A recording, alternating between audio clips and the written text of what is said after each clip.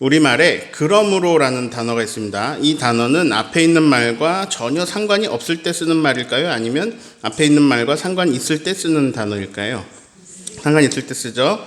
예를 들어 보겠습니다. 사자는 참새보다 크다. 코끼리는 사자보다 크다.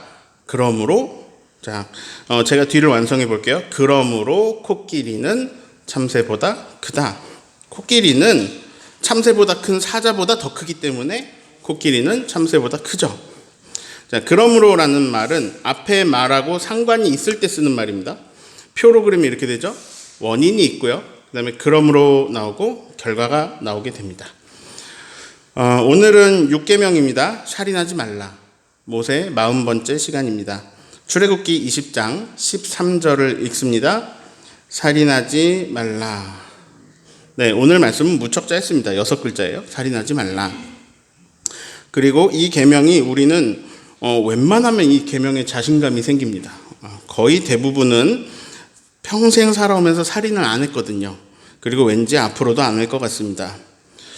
하나님, 제가 다른 말씀에는 순종하지 못한 경우가 많았는데 제가 이건 자신 있네요. 아이고, 제가 여태까지 살인 안 했고요. 그리고 말씀에 순종해서 앞으로도 살인 안 하겠습니다.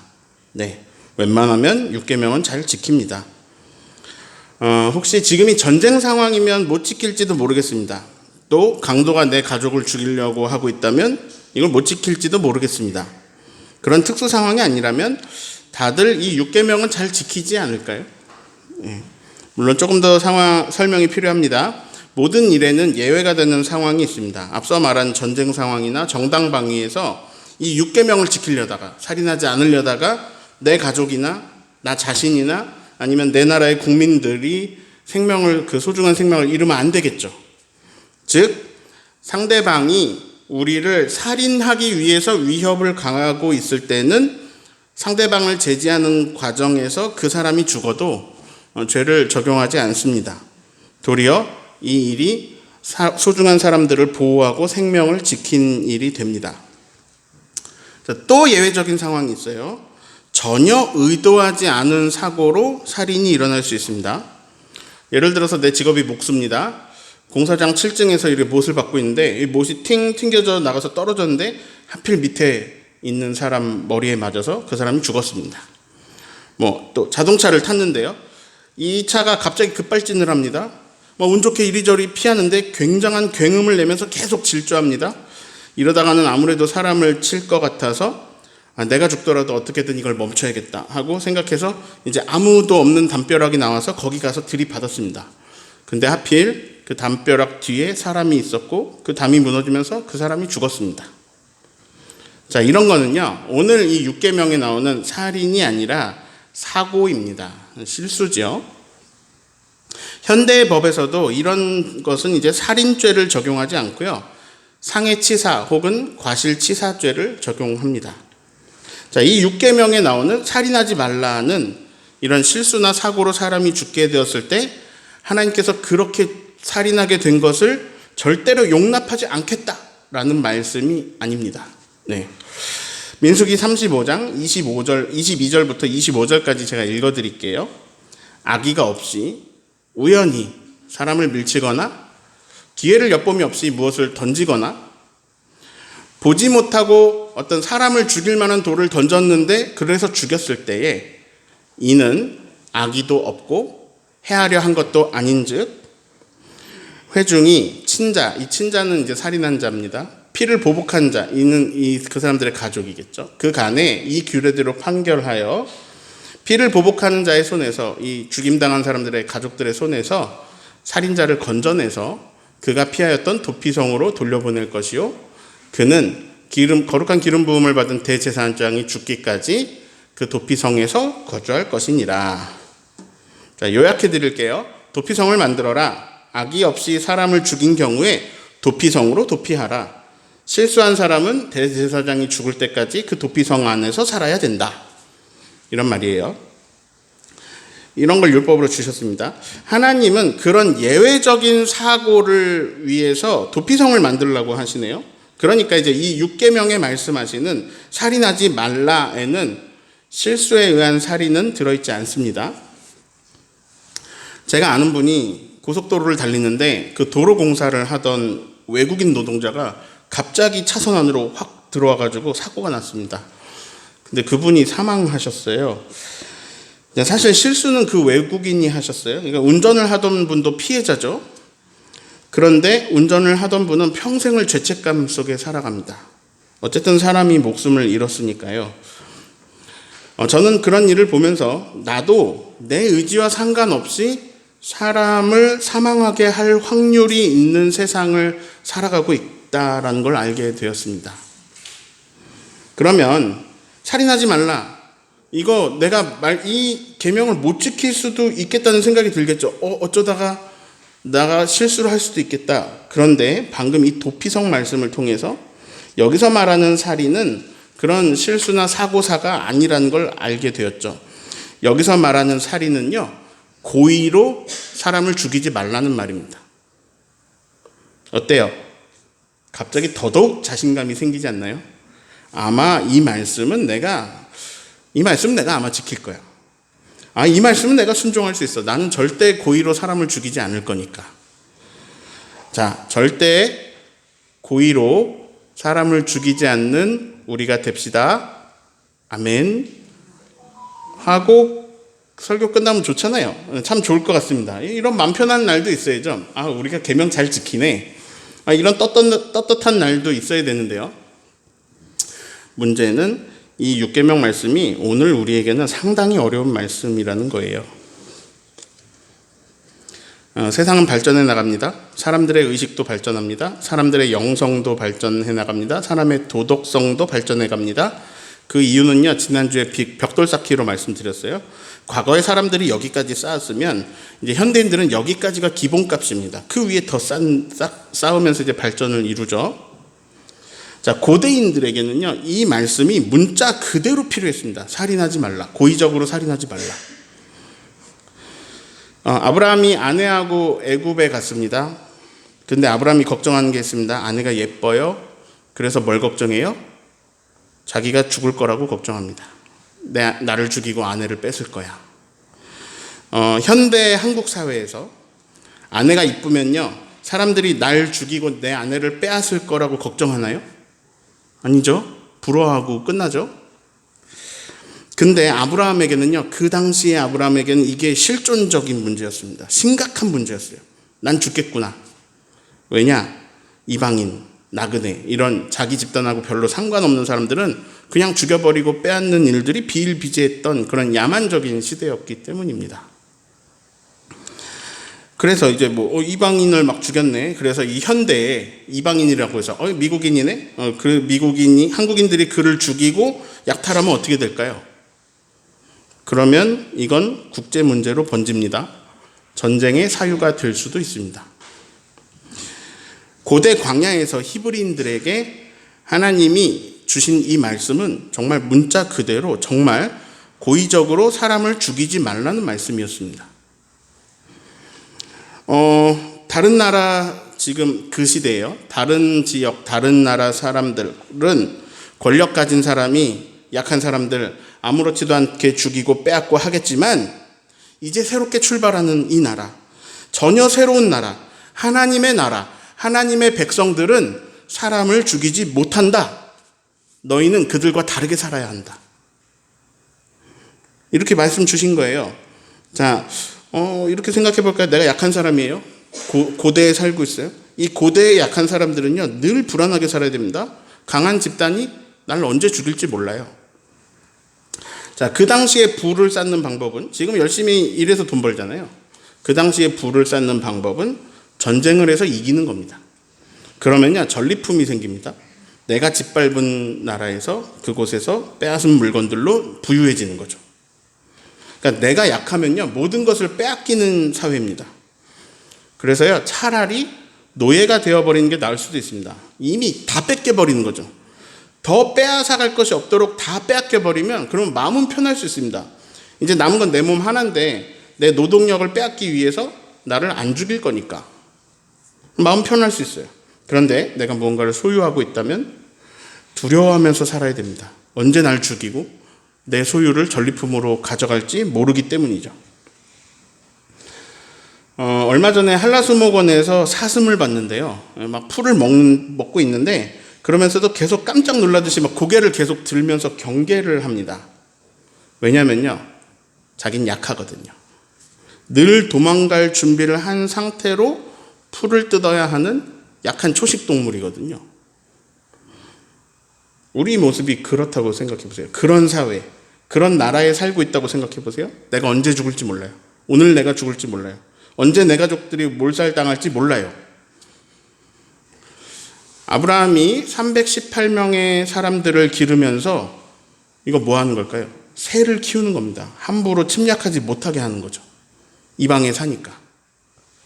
그런데 그런 험악한 사회에서, 고대 사회에서 하나님의 백성들에게는 새로운 법이 주어집니다. 살인하지 말라.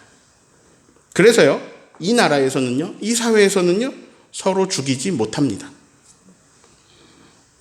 이게 뭘 뜻할까요? 두 발 뻗고 잘 수 있는 세상이 시작된 겁니다. 내가 약해요. 그런데 괜찮아요. 아무도 날 죽이지 못해요. 이 계명 때문에. 자, 실수로 사고로 죽는 사람은 있겠죠. 그러나 확률이 굉장히 낮아집니다. 즉, 생명을 잃어버릴 공포에서 벗어나게 돼서 생전 처음으로 이 생존에 대한 안정감이 주어지는 거죠. 자, 시대가 많이 흘렀습니다. 게다가 우리나라는 치안이 좋아요. 세계적으로도 우리는 치안이 좋은 편입니다. 거기다가 CCTV가 발전하면서 더 좋아졌습니다. 그리고요, 차량마다 블랙박스 있고 그것도 막 앞뒤로 있어가지고요, 범죄하기가 점점 어려워지죠. 자, 어제 주무시면서요, 내가 밤에 누군가에게 죽임당하면 어떡하지? 이렇게 걱정하면서 주무신 분 계세요, 어제? 그러니까 우리는요, 주변에 나에게 원한을 품은 어떤 범죄자가 범죄를 계획하고 있지 않는 이상 한국에서 우리는 누군가 나를 죽일까 봐 막 걱정하면서 살지는 않습니다. 밤에도 막 돌아다니고요. 그런데 문제는요, 고의로 나를 죽이려는 사람이 한 명도 없는데 왜 내 안에는 죽고 싶은 마음이 들 때가 있는 걸까요? 여러분 혹시 죽고 싶었을 때가 있으십니까? 아니면 혹시 죽이고 싶었을 때가 있으십니까? 언제 그러셨습니까? 아마 이 이야기를 하려면 각자 밤을 새도 부족할 얘기들이 막 있으실 겁니다. 우린 아직 죽지 않았지만 죽고 싶을 만큼 힘들었던 때도 있었고요. 죽이고 싶은 만큼 힘든 때도 있었습니다. 차라리 내가 죽는 게 낫겠다라고 생각한 시간들이 있었습니다. 왜냐? 너무 괴로웠으니까요. 우울증은 현대인 거의 대부분이 경험하는 증상입니다. 정도의 차이는 있지만 누구에게나 찾아올 수 있는 감기 같은 겁니다. 그래서 우울증을 마음의 감기라고 부릅니다. 보통 우울한 감정이 2주 이상 지속되면요, 우울증이라고 이렇게 말합니다. 그런데 그런 현상, 그런 증상은요, 그런 경험은 너무 많습니다. 우울증은 부끄러운 일도 아니고요, 막 나쁘게 비하해서 말하는 어떤 그 정신병자, 이런 정신병자가 된 것도 아닙니다. 그냥 누구에게나 찾아올 수 있는 증상입니다. 그리고요, 우울증은 피해자에게 찾아옵니다. 즉, 우울증이 왔다는 것은 내가 잘못한 게 아니라 내가 누군가한테 공격당했다는 겁니다. 자, 이 우울증이 심하면요, 자기 목숨을 끊고 싶게 만듭니다. 내가 사라져야 모든 게 잘 돌아가고 내가 없어져 버려야 모두에게 좋을 거라고, 도움이 될 거라고 그렇게 착각하게 만듭니다. 이거 굉장한 착각이에요. 그리고 실제로 이 우울증으로 자기 목숨을 끝내는 비극들도 일어납니다. 그리고 이건요, 아무것도 부족해 보이지 않는 연예인들에게서도 나타납니다. 아니, 저렇게 돈이 많고, 돈 저렇게 많은데, 이렇게 자기를 아껴주고 사랑해주는 사람들이 있는데, 저렇게 멋진 외모를 가지고 있는데, 왜 자살했을까? 뭐가 부족했을까? 뭐가 힘들었을까? 이해가 안 될 수도 있습니다. 전부라고는 할 수 없지만 공통점들이 좀 보이는데요. 그 연예인들은 악플에 시달리면서 괴로워한 경험들이 그런 경우가 굉장히 많습니다. 제가 군대 입대했더니요, 우리 중대에 제 선임이 한 80명쯤 되더라고요. 제가 이등병 때 뭘 하나 잘못하면 그날은 거의 죽는 날입니다. 예를 들어 볼까요? 제가 선임병보다 이제 밥을 좀 늦게 먹어가지고 선임병이 저를 기다렸다고 해볼게요. 병장이 농담으로 한마디 하죠. 야, 내가 쟤 기다릴 짬밥이냐? 그러면요, 어떻게 또 이 소식이 전 중대에 알려집니다. 근데 착한 선임도 있고요, 진짜 막말하는 선임들도 있습니다. 미친 거 아니냐? 개념을 쌈 싸먹었냐? 빠져가지고 아주 바바를 새고 있다. 저를 제가 군대 갔을 때 구타가 없어졌어요. 저를 때리는 사람 한 명도 없습니다. 그런데 40명이 나한테 와서 한마디씩 하고 갑니다. 도와주고 싶어서 좋은 마음에 꿀팁을 주는 선임도 있었습니다. 물론 그 선임도 무섭죠. 그런데 그 사람들이 이제 한마디씩 하는데요, 길게도 안 하고 그냥 경고 한마디씩 하는데 저는 40번을 혼납니다.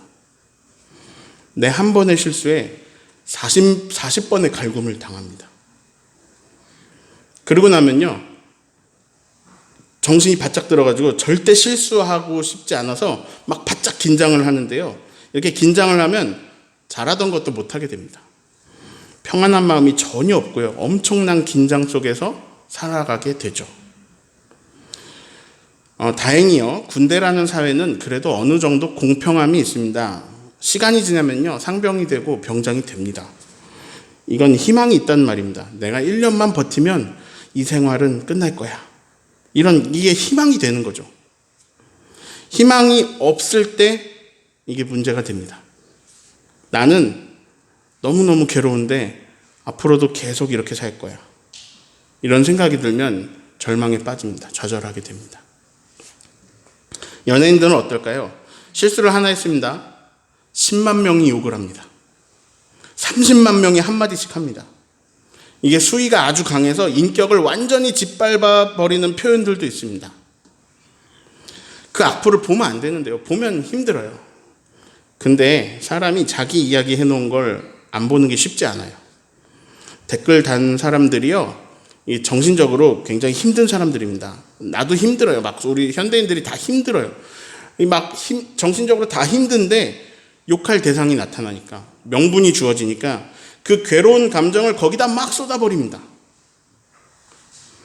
그 다양한 사람들이 가지고 있는 아픔들이 공격적인 표현이 되어서 막 게시물 하나에 수백 개씩 달립니다. 근데 언론사는 또 자기 조회수 높이려고 또 일부러 선정적이고 자극적으로 막 묘사를 합니다. 몰아가고요. 이건 일반인들이 경험할 수 없는 엄청난 괴로움입니다. 근데 동일한 건요, 말 한마디 한마디가 사람을 죽입니다.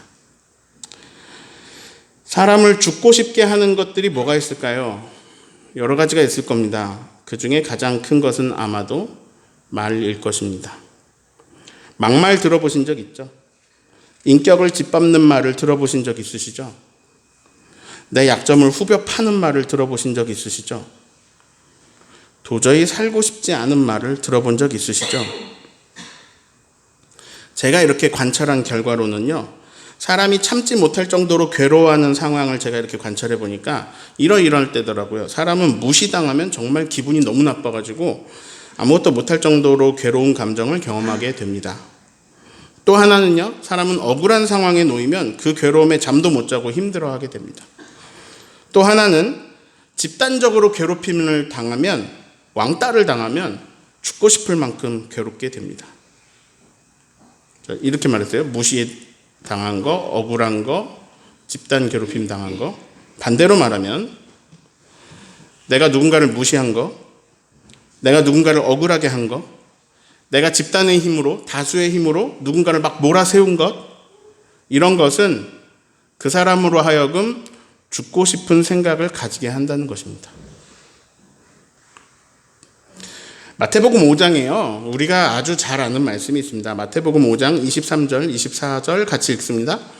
그러므로 예물을 제단에 드리려다가 거기서 내 형제에게 원망 들을 만한 일이 있는 것이 생각나거든 예물을 제단 앞에 두고 먼저 가서 형제와 화목하고 그 후에 와서 예물을 드리라. 네, 많이 들은 말씀입니다. 먼저 형제와 화목하고 그 후에 예물을 드려라. 이 예수님의 가르침이 아주 선명하게 나타나 있는 말씀이죠. 예물을 드리는 것보다 더 중요한 게 있어. 원망 들을 만한 일이 생각났니? 그 사람을 억울하게 했니? 그 사람하고 관계가 깨졌니? 먼저 관계를 화목하게 해라. 그 후에 예물을 드려라. 그런데 이 유명한 말씀 23절이요. 뭐로 시작하냐면요. 네 글자예요. 그러므로. 자, 아까 그러므로는 앞에 이야기하고 관계가 있다고 했어요? 없다고 했어요? 있죠. 네. 원인, 그러므로 결과라고 했습니다. 결과는 뭐냐면요. 이제 이 말씀 결과예요. 형제하고 먼저 화목하라는 거예요. 그 원인은 무엇일까요? 이게 마태복음 5장 21절부터인데요. 이것은 살인하지 말라라는 이 6계명 있잖아요. 이 6계명에 대한 예수님의 가르침입니다. 자, 예수님은 율법을 완성하러 오셨다 들어보셨죠? 예, 율법이요. 완전하신 하나님이 주신 법이에요. 근데 율법은 완전하지 못합니다. 아니, 완전하신 하나님이 주셨는데 왜 완전하지 못하지? 왜냐하면 받는 사람이 완전하지 못했기 때문이죠. 그들이 소화할 수 있는 선에서 주셔야 했습니다. 그래서 율법은 완전하지 못한대요. 예수님이 이것을 완성하러 오셨죠. 자, 시대가 변했고요. 사람들은 성숙하고 성장했습니다. 예수님은 율법을 다시 해석해 주십니다. 마태복음 5장 21절을 읽겠습니다. 옛 사람에게 말한 바 살인하지 말라. 누구든지 살인하면 심판을 받게 되리라 하였다는 것을 너희가 들었으나. 자, 옛 사람들은 살인하지 말라는 말씀을 들었다. 자, 살인하지 말라. 이 율법은 완성 전입니다. 옛 사람에게 주어진 거죠. 자, 옛 사람하고 대조되는 말이 너희입니다. 지금 너희는 이런 거예요.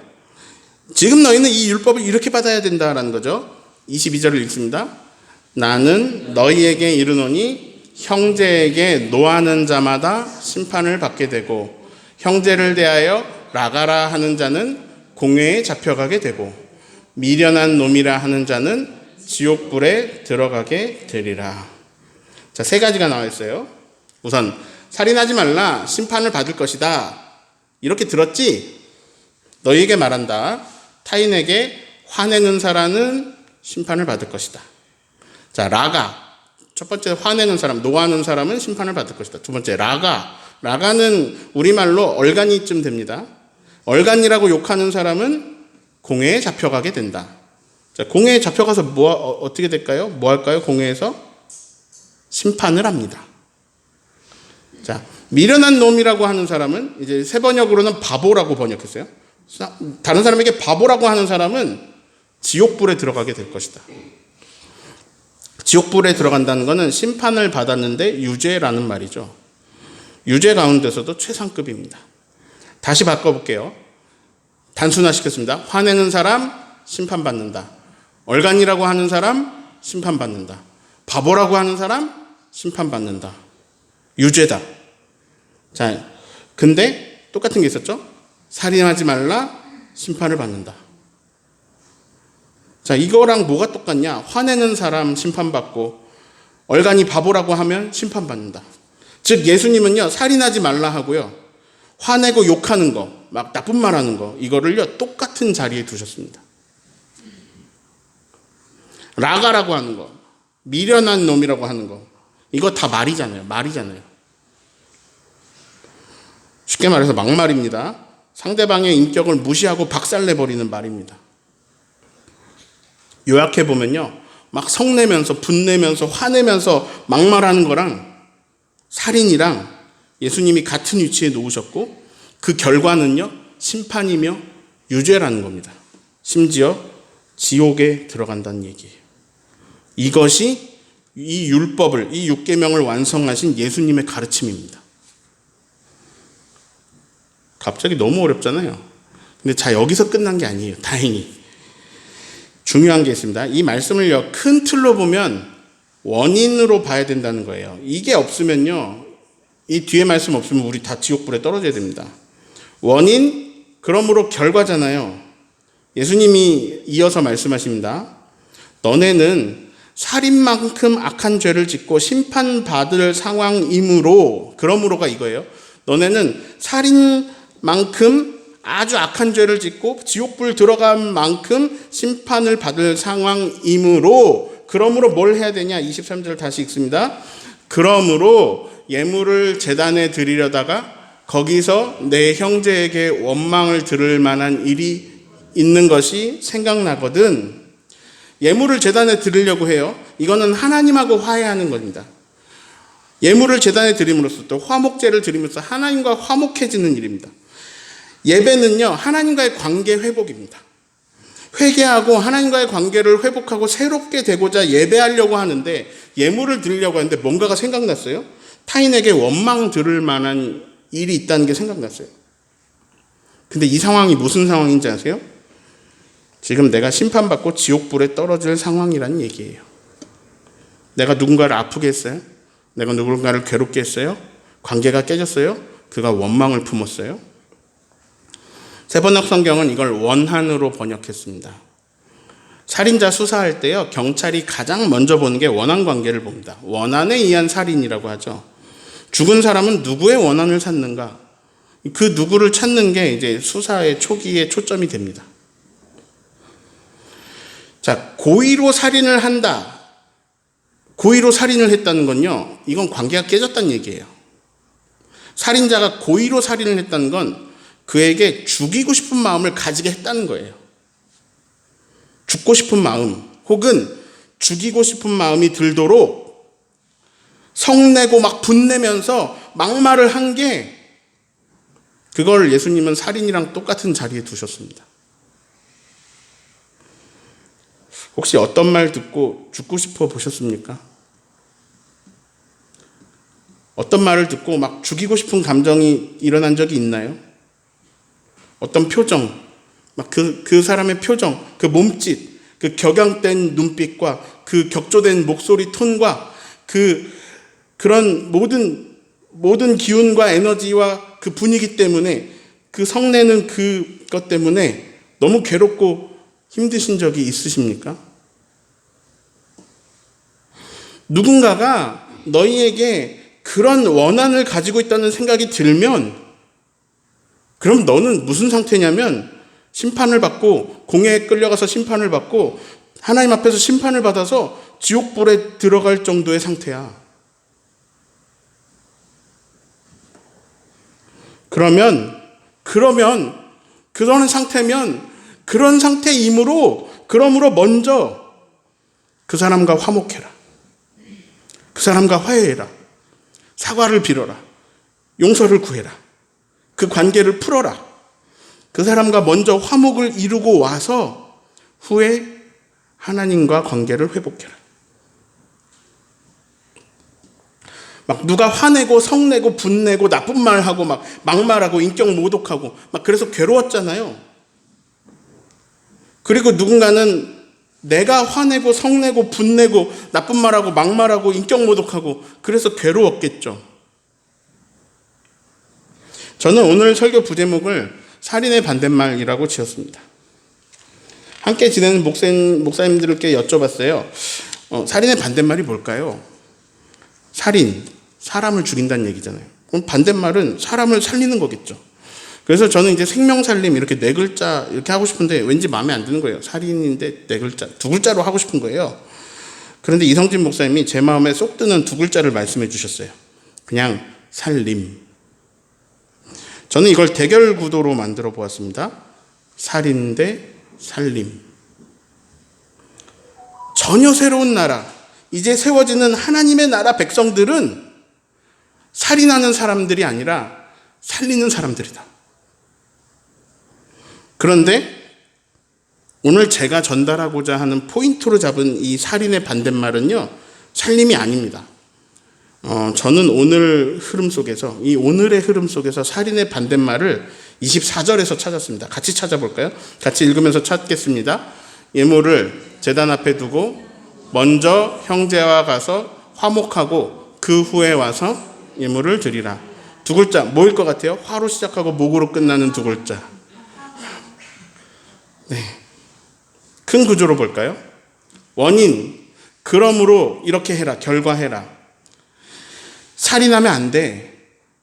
막 화내고 악하게 말하고 막말하고 인격을 짓밟으면 안 돼. 그거 심판받아.